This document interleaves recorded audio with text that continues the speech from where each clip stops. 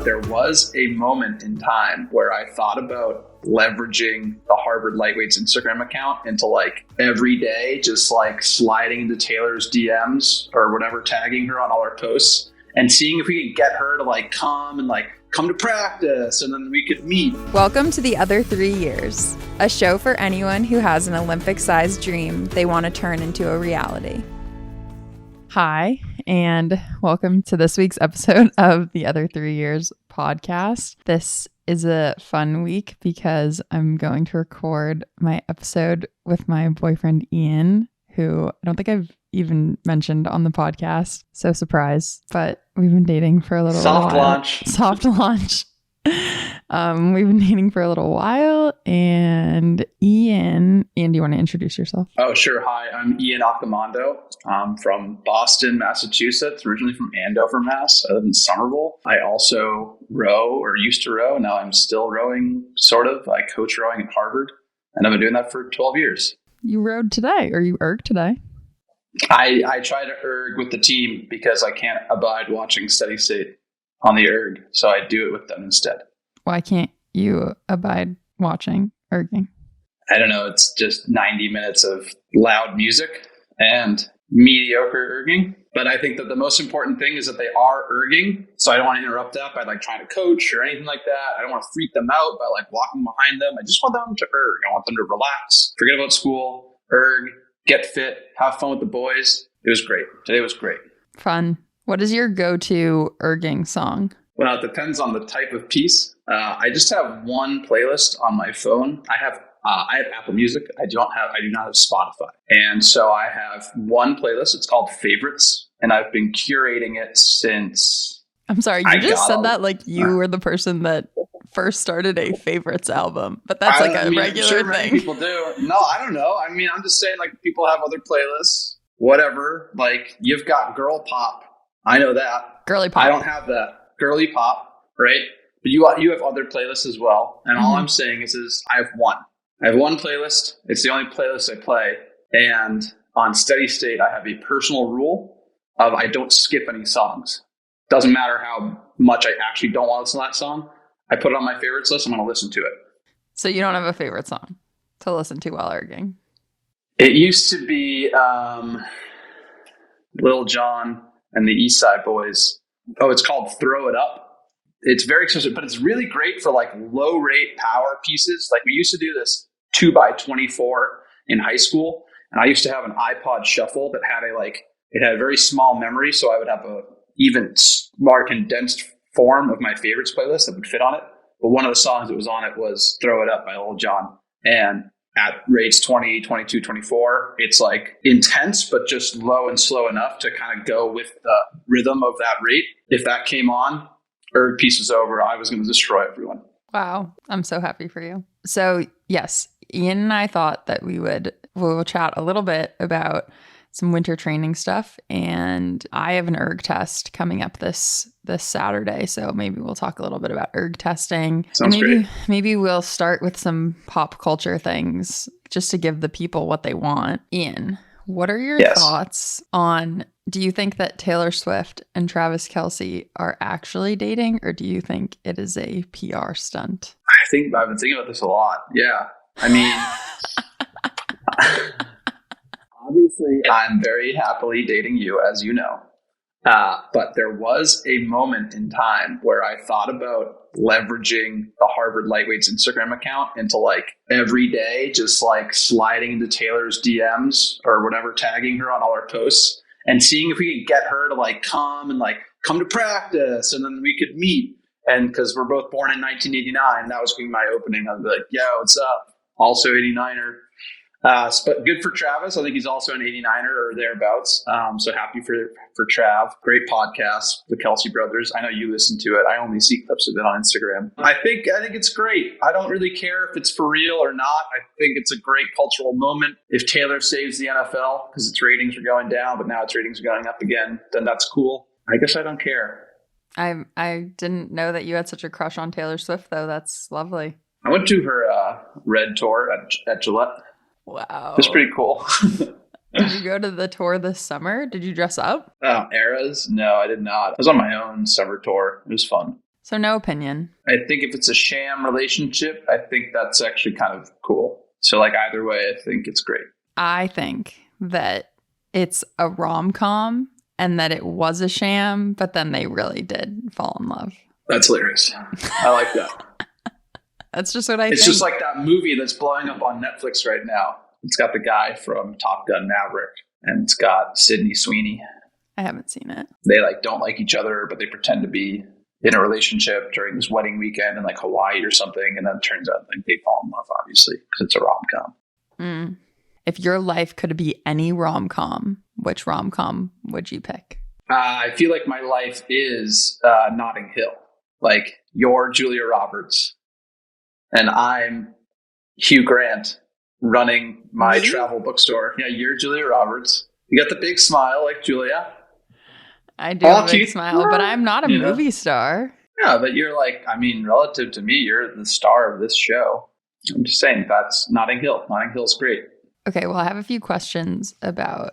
Wait a second. Oh, but sorry. If your life was a rom-com, what would it be? I don't know. I could pretend that I'm interviewing you for Horse and Hound, like in Notting Hill. Notting Hill is a good one. I've always loved how in that movie, No Strings Attached, he like professes his love to her via flash mob. I don't remember that in No Strings Attached. Is it No Strings Attached or Friends with Benefits? No Strings Attached with Mila Kunis. And that's Friends with Benefits. Oh. No Strings Attached is Justin Timber. No Strings Attached is Ashton Kutcher and the one with Justin Timberlake. Natalie Portman. Okay. That's Friends with Benefits. Okay, sorry. Friends with Benefits. It's the one with Justin Timberlake and Mila Kunis. Kunis. And he like decides that he likes her or whatever, and he professes his love to her via flash mob. Okay, taking notes. No, I think that I would actually hate in real life if a flash mob was happening. That's a fun scene of a movie. That is a fun scene. Yeah. Okay, good to know. Taking notes. Okay. All right, next topic. Okay, now we can switch gears back to rowing. So you've coached rowing for a year now. What do you think the most important things that people can do during the winter to help them prepare for a good spring? And the follow-up question to that is, what's sort of a big mistake that you see people, maybe a big misconception of something that you see people focusing on a lot that's not as important as people think it is? Yeah, totally. So I guess I'll take that back to like my college rowing career. So I was a lightweight at Dartmouth, and I was a big lightweight. I'm what we call a maxer, a true maxer. So I had a maximum sweat and a pretty big cut over the course of the winter to get down to like sweating range. So I guess I would say that I got lucky that was the scenario that I found myself in, because it forced me to train. And I'm not like naturally talented in a like physiological way. I have a lot of like pop power, like peak power. Like I have that, no question asked, but that's really not like, I can go for 1 minute. I'll take on anyone for a minute, but that's not going to win you a 2,000 meter race. It's a 5-minute, 40-second race in the lightweight 8, right? So being big, I had to train to burn the calories, to cut the weight, to get down to lightweight range. And that meant that like Monday practice was at 4:30. I get there at 2. I do 20K in the back of the erg room, all the freshman erg. Back then there was freshman rowing. Freshmen were erging. I did 20K in the back alone. Then practice started, and it was all out 10-minute pieces. And you got 15 minutes off, and you had to go into the tanks and do like technical training, which was like recovery. Like I didn't care about that at all. And then you go and you do another all out 10-minute piece. Then we'd go to lift. So I got there at like 2:30. Lift started at 6, went to like 6:45, 7, right? So that's 5 hours. Not like constant training. There were some breaks in there. There was after my 20K, coach would talk, then we'd do, these, 15-minute rotations, and we'd walk over to the gym, whatever. So there's some downtime, but like I'm there a lot. Wednesday, we only met 3 times a week as a team. Wednesday, we had an hour-long circuit. It was at 6 p.m. I would go and I would sit in the back of the erg room with the heavyweight men. And there was almost always one ergo, but I'd be like, hey, the coach at the time, do you mind if I just heard 20K alone?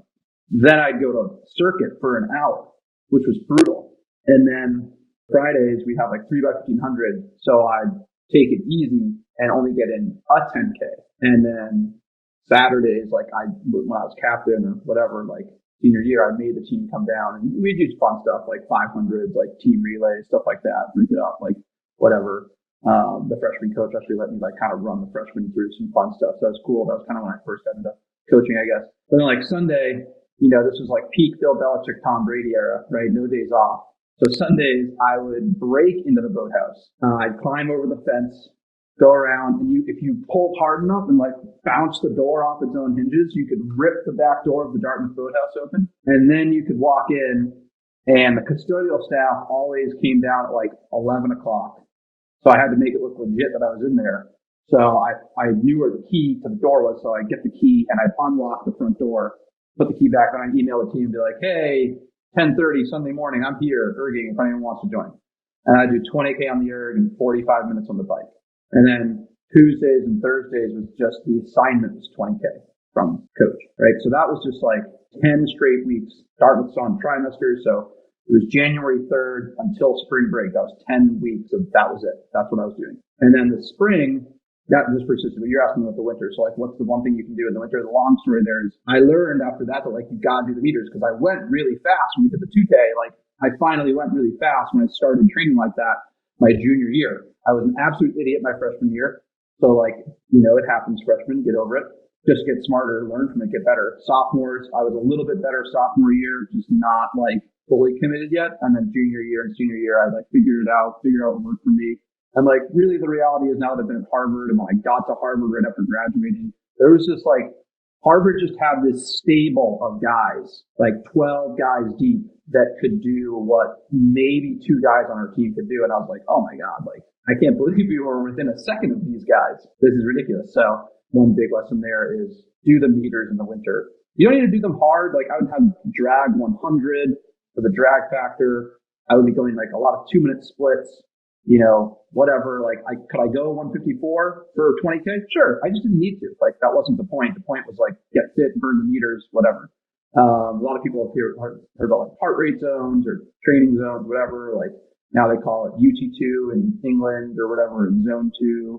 A lot of like cycling, look at that, whatever. But just do the meters. Honestly, you got to do like 36 to 40K in college a day if you want to be a champion. Or like the rough equivalent. Like if you have a lift, 20K erg and lift, that's a good day, whatever. But you got to do the meters. So I was really fortunate to be a big guy. I had to do the meters. Like the little guys who were already at weight, like they didn't train that hard and they went slow. We went to spring break.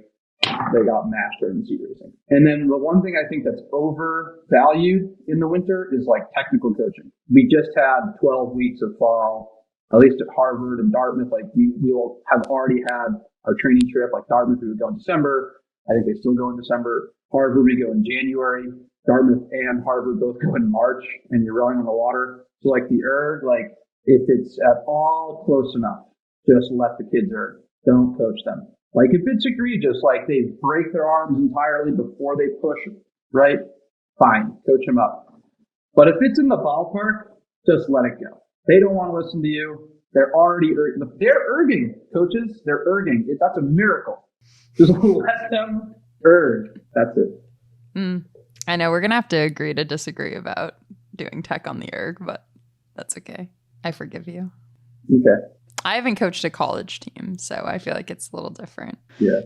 I guess like what I was trying to say was like, I am invested in the technical side of it on the water and on the erg all fall. Like that's 12 solid weeks where like I am asking guys to come in outside of practice time, whatever, like we're going really slow, blah, blah, blah. But now it's like, if we didn't get it, that opportunity passed. And now the best thing we can do going forward is just get really freaking strong because the Naval Academy doesn't have roster caps and sports are required.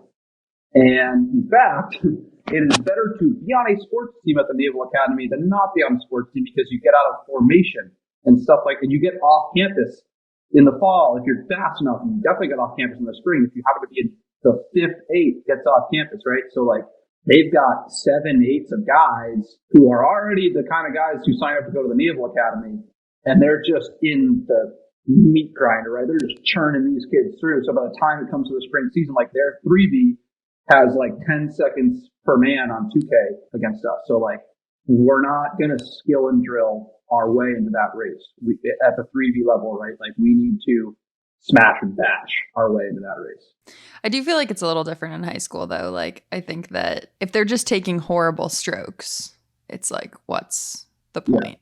And then they're just going to injure themselves and they're never going to even have rowing experience. No, I mean, I understand what you're saying. And I do think that, like, it's pretty disruptive. You know, I can't remember a time in college where we were doing a steady erg as a team and somebody got, like, stopped for a technical reason. I feel like we were just going. We had tanks so we could go in there and do tech stuff if we wanted to. Okay, what is your favorite winter workout, either that you've done as an athlete or that you've done as a coach? Well, we basically do one workout now. We just do like 6 by 3 minutes, which is fine. It's really hard. It's like really hard. And I think it's like 2 minutes rest or 90 seconds rest. And it's like maybe the first one or two, the rate starts at 28 and finishes at 30. It's like 2 at 28, 2 at 30, 2 at 32. But like by like week 2 or whatever, end of week 2, the rates are above 30 the whole time. And you're just like mashing. So it's pretty brutal. But historically speaking, I would say I got a couple. So like, I'm really sorry. I'm going to go as fast as I can.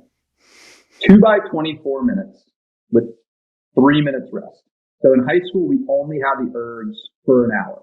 So we had to get on and get off, short and sweet. So like there was no such thing as steady state in high school, which I think is kind of actually the way to do it. Like it was just like pull as hard as you can.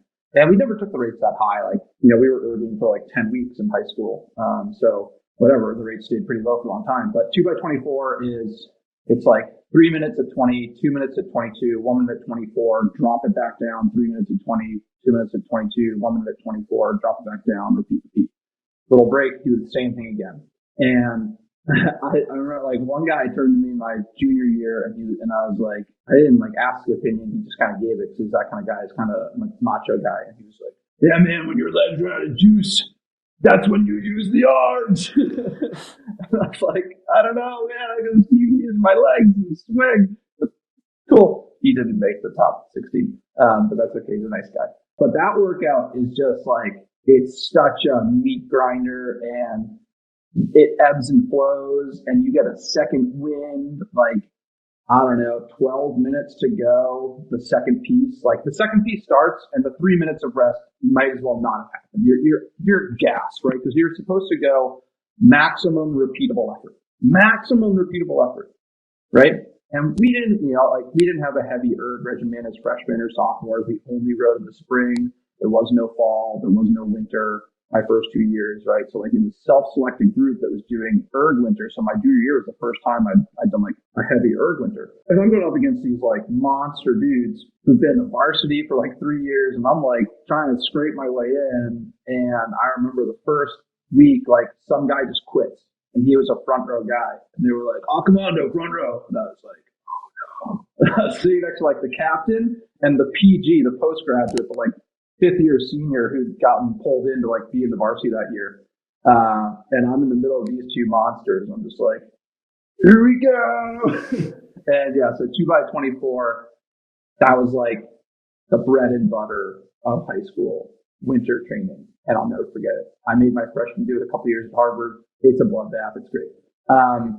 In college, as I said, on Mondays, we did 10-minute pieces and it was ranked really cool. Monday's piece, really, it was ranked. So you did two 10-minute pieces. No, I am right. You did 2 10-minute pieces, but you got this like 15-minute break in between. But the best part was you were ranked exclusively by your first piece. So really, there was paper posted on the bulletin board of your score, and the other teams use that run. Like, I don't care how my second piece goes.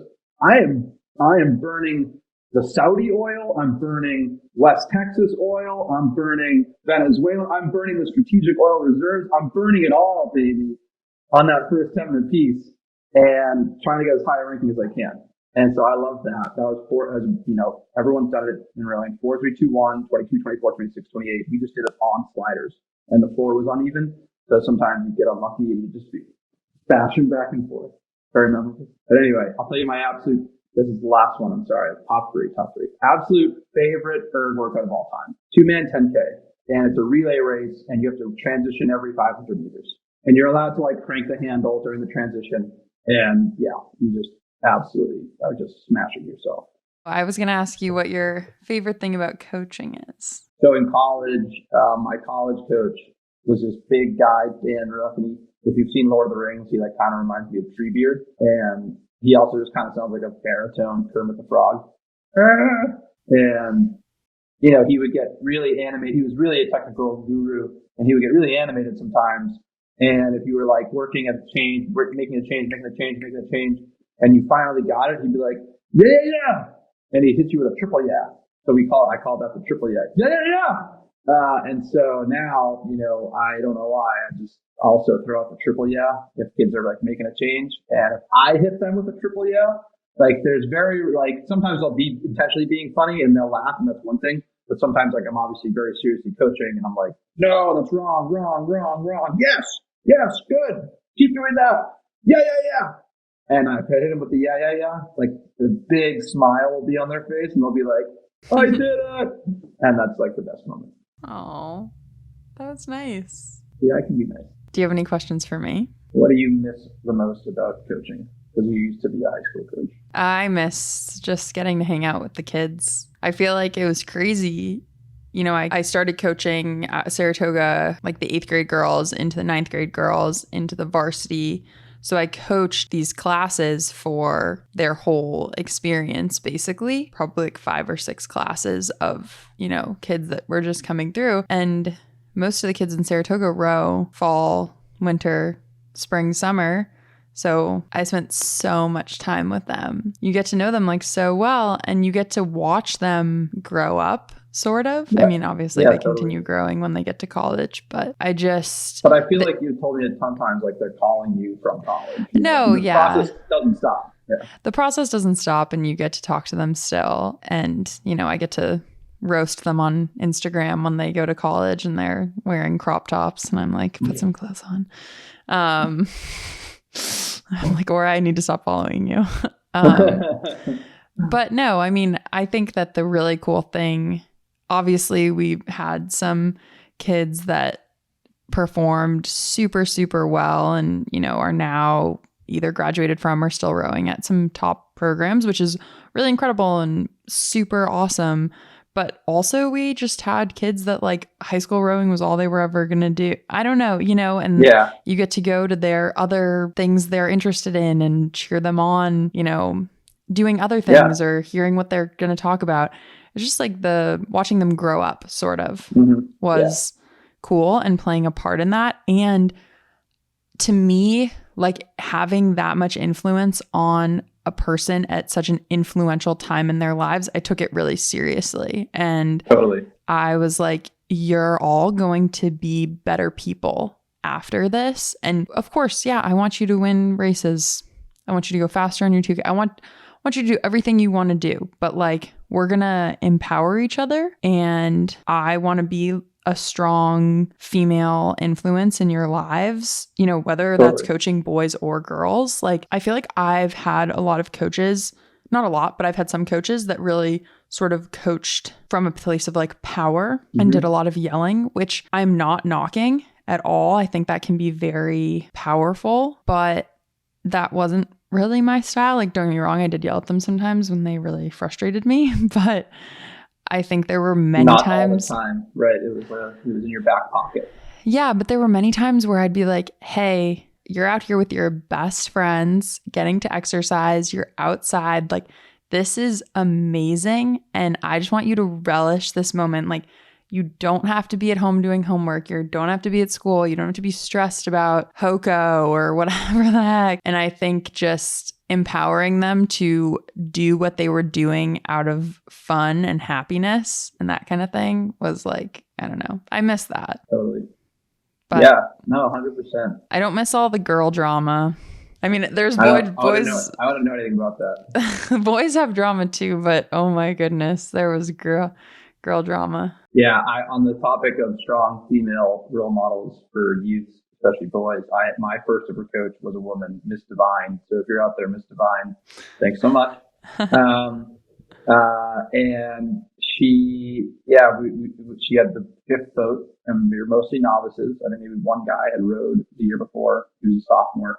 And obviously we were terrible, right? Starting out, and, we were the bottom of the barrel, chunky kids and the non-athletic looking kids. And that's why the coaches put us in the fifth boat, but also we didn't know how to row. And she just whipped us into shape. I mean, she did yell a lot, but for good reason. One kid, I think, that had ADD and could not keep his head in the boat. And he eventually stopped getting voted, and which was the right call. Good job, Mr. Divine. But she was just so funny. She would just say the craziest things. She'd be like, I want you guys to be vicious vampire bunnies. And so we got these shirts made up, and we were Divine's bunnies. And we started out the year as the fifth boat, and then we beat the fourth boat in a race. And she was like, those are my vicious bunnies. And then we rolled in the next week with the shirts had arrived, and she was like, oh my God, the shirts. And then the back had a vampire bunny that had chiseled down a carrot into a spear. And then we beat the third boat, and we became the third boat. So the whole point of the story is to say, if anybody in high school is actually listening to this podcast, it doesn't matter where you start out. We can all start out in the fifth boat, but eventually, if you try really hard and stick with your crew and become a crew, we really became a crew. We really bought in to what our coach was saying and had a lot of fun. And our coxswain would sing crazy songs to us. Stacy, still friends with Stacy to this day. I was just at a wedding with her, and she was awesome. And I could do the songs right now, but I won't. So you can start out in the fifth boat your first year, and you can finish as the third boat and go to your regional championship and make a memory. So I know winter training is hard, everybody, but stick with it. Put in the meters. Don't worry about the technique. I know Kristi disagrees, but just get after it. And when you are inspirational. Out there in the water, just get the bow ball out in front, man. Don't worry about anything else. Just stay in time, blade in the water, and haul ass. That was very inspirational, but I'm going to tell you one more thing. Oh, okay.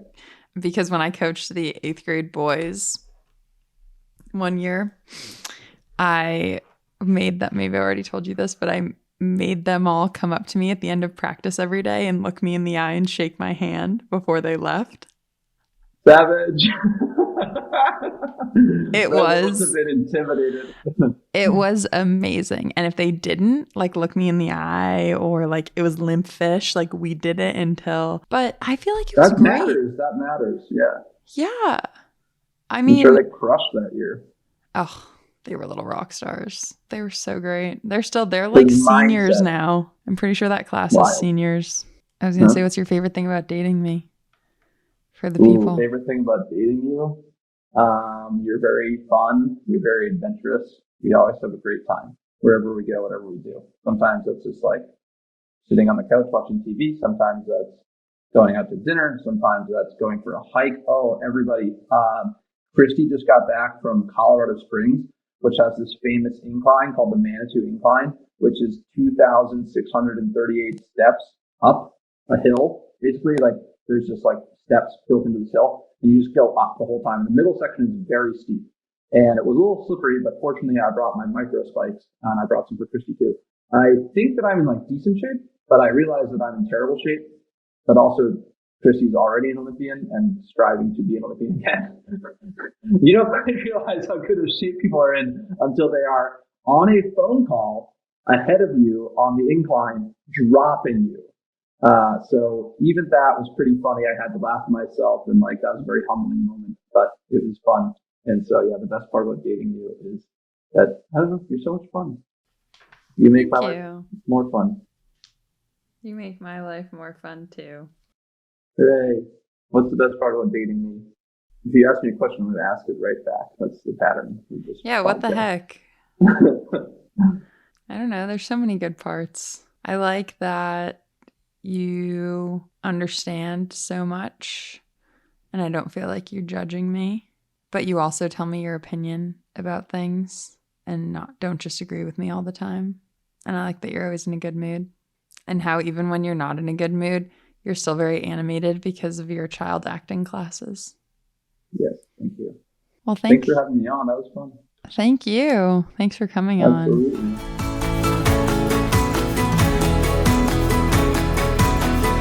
Well, for my quote of the week to end the show, I was going to ask Ian because I've been reading this book that Ian gave me. That's called this is a great book. Once a Runner. And there are a lot of parts I like, but do you think I should do a quote from Bruce Denton? Yeah, was it chapter 8, Bruce Denton? But I wasn't sure which one, Oh, it's the one, I mean, I could paraphrase it right now, but I don't want to ruin it. I think this is what you're talking about. On the third day, assuming the new man made it that far. Can I just do the setup? Sure. And then you can read the quote. Okay, so the setup, everybody, for the quote of the week is, this book is about college runners, cross-country runners, okay? And in the town, which is essentially Gainesville, Florida, they're basically University of Florida runners. It's made up in the book. There's this Olympic gold medalist, Bruce Denton, and he's also training in town. And so Bruce Denton is this Olympic gold medalist that lets the college guys run with him. And they can come, they cannot come. Bruce doesn't care. Bruce is always going to be there. And there's certain rules. If a young freshman takes the pace up on his first day running with Bruce Denton, that's just where the pace stays for the rest of the run, no matter how long the run is. And so that's kind of the setup, is that if you mess around, you're going to find out. I know that there's a different way of saying that, which I don't think we should say on the podcast. But if you mess around, you're going to find out is the theme. Continue, Kristi. Here's the quote. So yes, the tempo was always moderate but steady. If a new guy decided to pick up the pace, that's where it stayed, whether he finished with the group or not. You showed off at your peril. On the third day, assuming the new man made it that far, his outlook would begin to darken. For one thing, he was getting very, very tired. No particular day wore him out, but the accumulation of steady miles began to take its toll. He never quite recovered fully between workouts and soon found himself walking around in a more or less constant state of fatigue depression, a phrase Denton called breaking down. The new runner would find it more tedious than he could bear. The awful truth was beginning to dawn on him. There was no secret. There is no secret. There is no secret.